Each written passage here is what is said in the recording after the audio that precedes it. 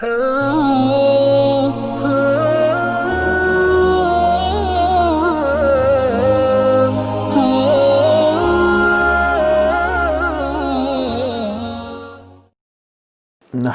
ونصلی علی رسولہ الکریم اما بعد۔ عقائد کے متعلق 11واں مسئلہ یہ ہے کہ مرنے کے بعد روحوں کا واپس آنا اور اس بات کا عقیدہ رکھنا کیسا ہے شریعت کی نظر میں۔ بعض لوگوں کا یہ عقیدہ ہے کہ مرنے کے بعد روحیں دوبارہ دنیا میں اور اپنے گھروں میں واپس آتی ہیں اور جاتی ہیں، اور بہت سارے لوگ اس طرح کا عقیدہ رکھتے ہیں۔ تو جان لینا چاہیے کہ ان کا یہ عقیدہ سراسر غلطی پر مبنی ہے، کیونکہ مرنے کے بعد مردوں کی روحوں کا مکانوں پر آنا، گھروں پر آنا نہ تو قرآن مجید کی کسی آیت سے ثابت ہے اور نہ ہی کسی صریح حدیث سے اس کا ثبوت ملتا ہے۔ قرآن و حدیث سے تو بالکل اس کا کوئی ثبوت نہیں ملتا۔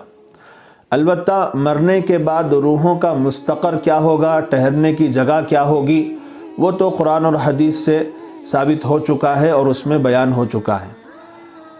چنانچہ اس سلسلے میں اصولی جواب تو وہی ہے جو حضرت مولانا اشرف علی تھانوی رحمۃ اللہ علیہ نے دیا ہے۔ اشرف الجواب نامی کتاب میں یہ بات لکھی ہوئی ہے کہ مردہ دو حال سے خالی نہیں ہوتا، مرنے والا دو حال سے خالی نہیں ہوتا، یا تو وہ منعم علیہ ہوگا یا تو وہ معذب ہوگا۔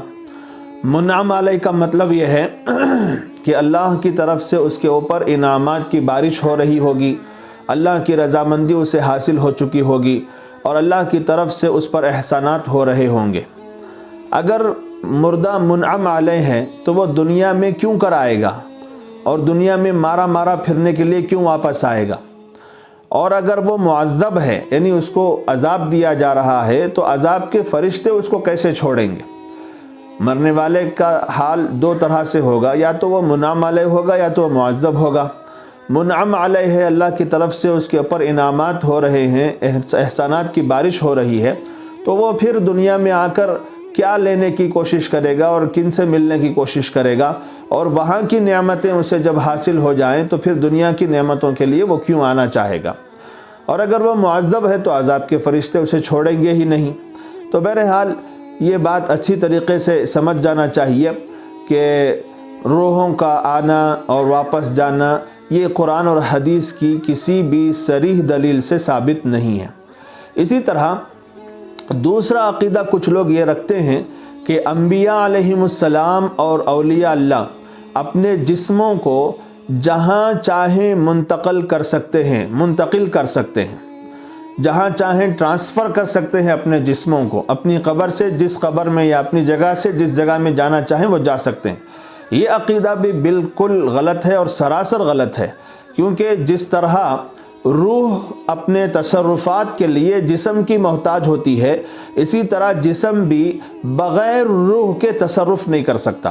تو ظاہر ہے کہ مرنے کے بعد جسم کے تصرفات ختم کر دیے جاتے ہیں، جسم کام کرنا بند کر دیتا ہے، لیکن اگر اللہ تبارک و تعالیٰ کی مدد و نصرت ہو جائے تو اس کی نفی بھی نہیں کی جا سکتی۔